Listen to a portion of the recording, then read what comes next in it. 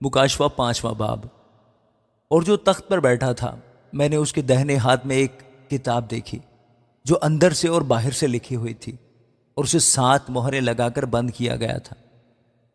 بس میں نے ایک زوراور فرشتہ کو بلند آواز سے یہ منادی کرتے ہوئے دیکھا کہ کون اس کتاب کو کھولنے اور اس کی مہریں توڑنے کے لائق ہے، اور کوئی شخص آسمان پر یا زمین کے نیچے اس کتاب کو کھولنے یا اس پر نظر کرنے کے قابل نہ نکلا۔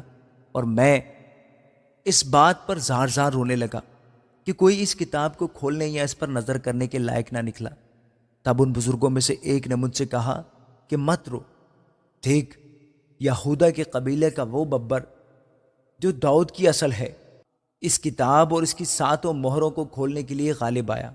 اور میں نے اس تخت اور 4 جانداروں اور ان بزرگوں کے بیچ میں گویا ذبح کیا ہوا ایک برہ کھڑا دیکھا۔ اس کے 7 سینگ اور 7 آنکھیں تھیں۔ یہ خدا کی 7 روحیں ہیں جو تمام روئے زمین پر بھیجی گئی ہیں۔ اس نے آ کر تخت پر بیٹھے ہوئے کے داہنے ہاتھ سے اس کتاب کو لے لیا۔ جب اس نے کتاب لے لی تو وہ 4 جاندار اور 24 بزرگ اس برہ کے سامنے گر پڑے، اور ہر ایک کے ہاتھ میں بربط اور عود سے بھرے ہوئے سونے کے پیالے تھے۔ یہ مقدسوں کی دعائیں ہیں، اور وہ یہ نیا گیت گانے لگے کہ تو ہی اس کتاب کو لینے اور اس کی مہریں کھولنے کے لائق ہے، کیونکہ تو نے ذبح ہو کر اپنے خون سے ہر ایک قبیلہ اور اہل زبان اور امت اور قوم میں سے خدا کے واسطے لوگوں کو خرید لیا، اور ان کو ہمارے خدا کے لیے ایک بادشاہی اور کاہن بنا دیا، اور وہ زمین پر بادشاہی کرتے ہیں۔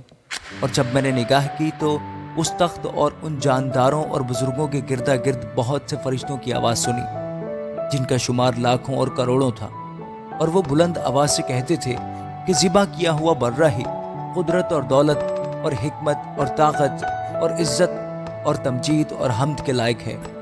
پھر میں نے آسمان اور زمین کے نیچے اور سمندر کی سب مخلوقات کو، یعنی سب چیزوں کو جو اس میں ہیں، یہ کہتے سنا کہ جو تخت پر بیٹھا ہے اس کی اور برہ کی حمد اور عزت اور تمجید اور سلطنت ابدالآباد رہے۔ اور 4 جانداروں نے آمین کہا، اور بزرگوں نے گر کر سجدہ کیا۔ آمین۔